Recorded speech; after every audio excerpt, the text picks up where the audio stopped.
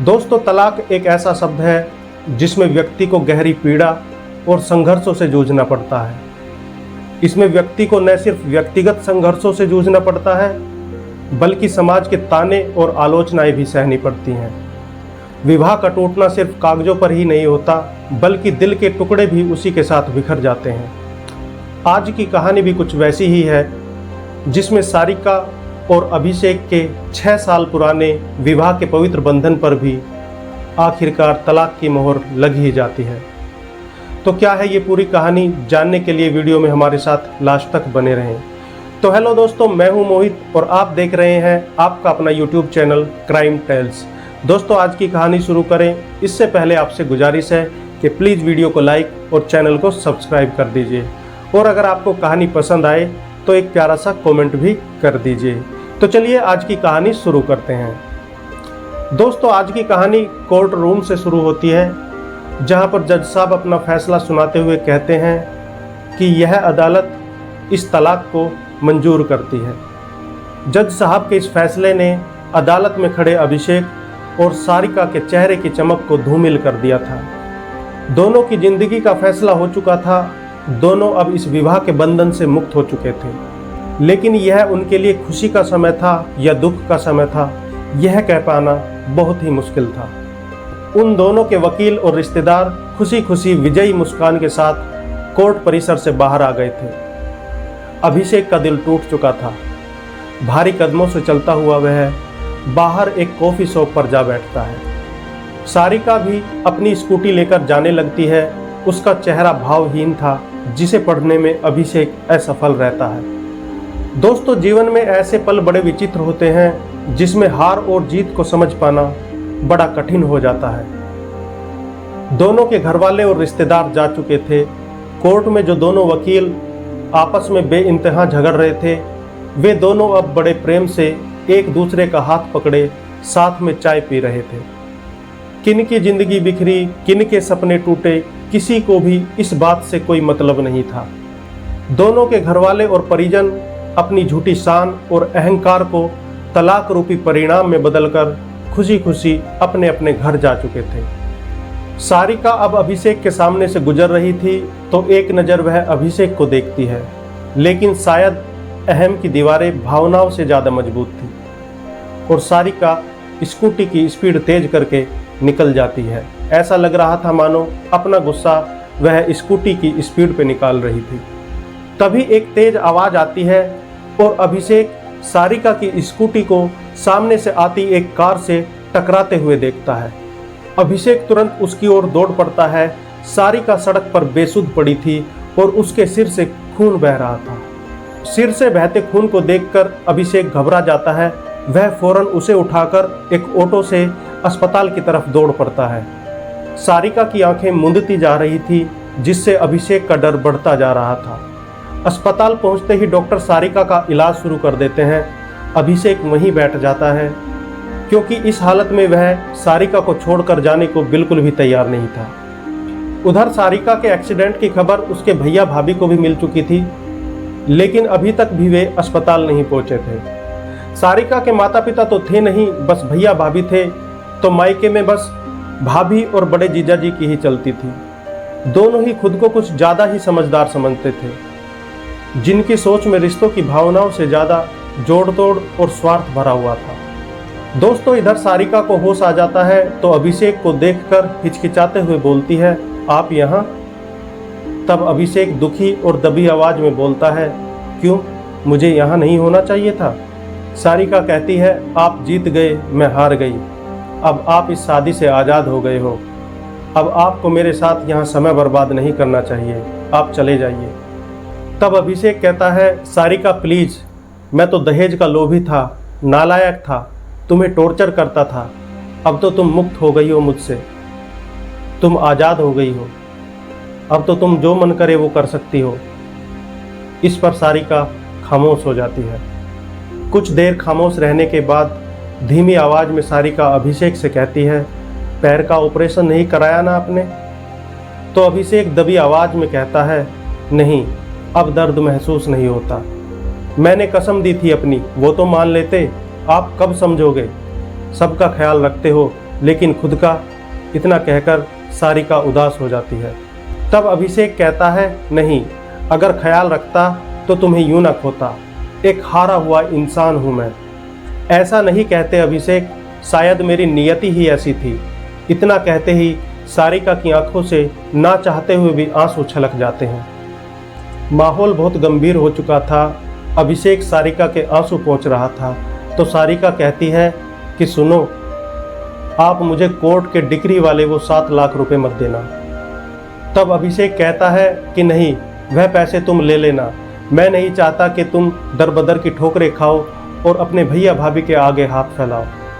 यह सुनकर सारिका का चेहरा मुरझा जाता है और उसकी आंखों से आंसू बहने लगते हैं। तभी डॉक्टर चेकअप के लिए आ जाते हैं और अभिषेक से कहते हैं, मिस्टर, अपनी वाइफ का ध्यान रखा करो।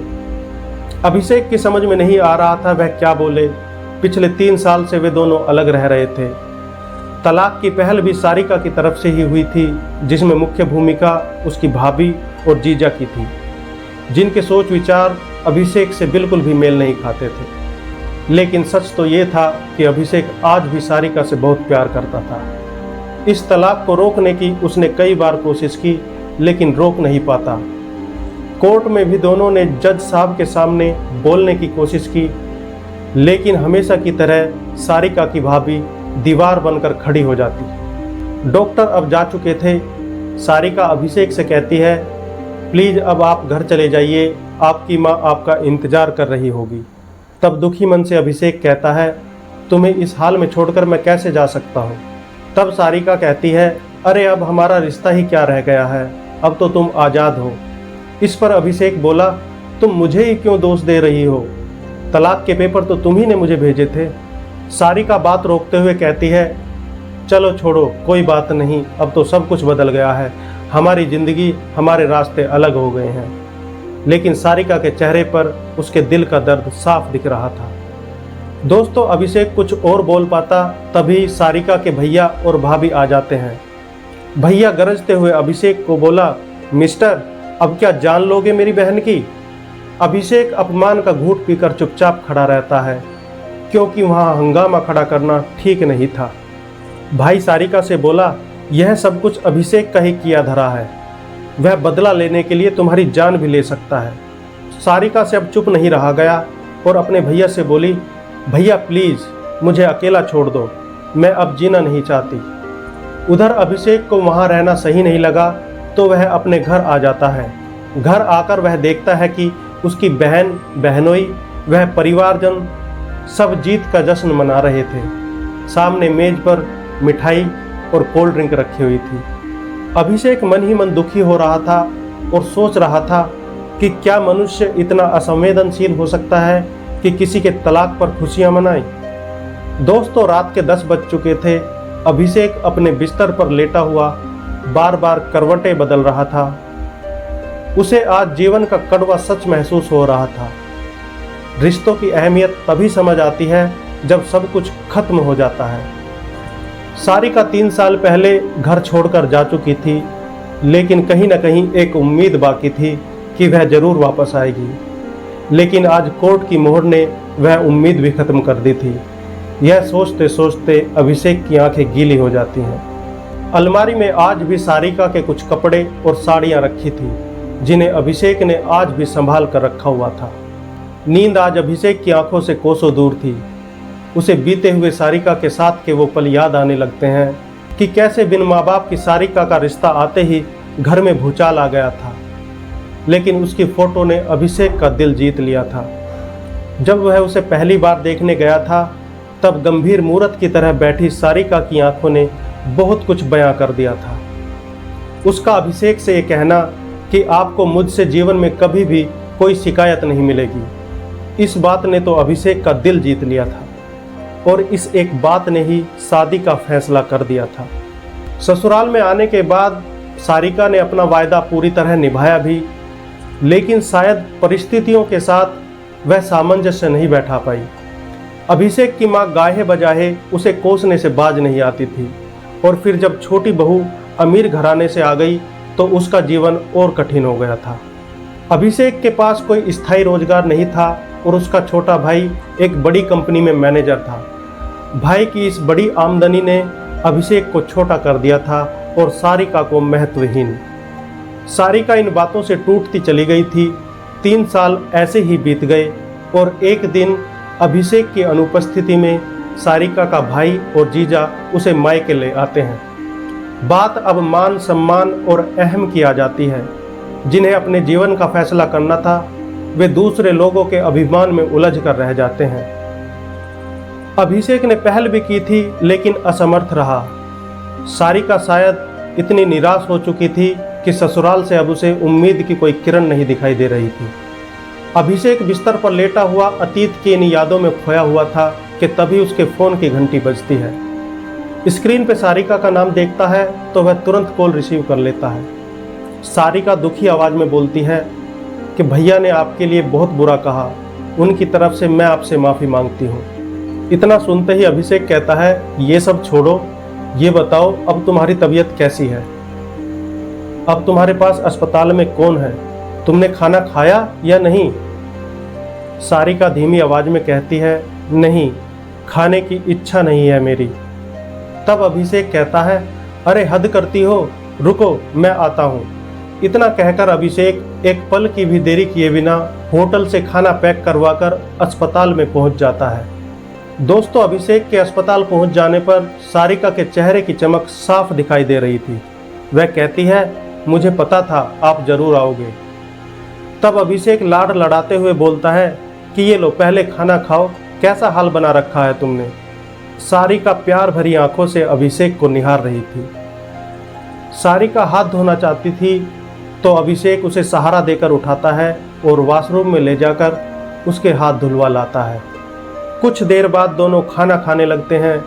मनपसंद सब्जी देखकर सारिका पूछती है कि आपको अब भी याद है मुझे क्या पसंद है?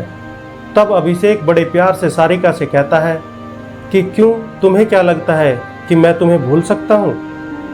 सारिका चुप रहती है और दोनों खाना खाने लगते हैं। अभिषेक ने उसे सहारा दे रखा था, सहारा शारीरिक, मानसिक और आत्मिक, जिसकी जरूरत शायद हर पत्नी को रहती है।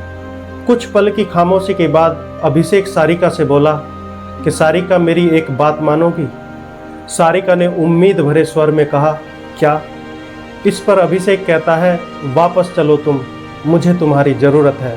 दोस्तों, ये सुनकर सारिका चुप हो जाती है। उसका सिर अभिषेक के सीने से सट जाता है और अभिषेक भी उसको अपनी बाहों में भर लेता है। अपने अहंकार और पूर्व में हुई गलतियों को वे दोनों समय रहते सुधार लेते हैं और दोनों फिर से हमेशा के लिए एक हो जाते हैं। तो दोस्तों, ये थी आज की कहानी। उम्मीद है आपको पसंद आई होगी। मिलते हैं फिर से एक और नई कहानी के साथ। तब तक अपना ख्याल रखिए, स्वस्थ रहिए, मस्त रहिए। नमस्कार।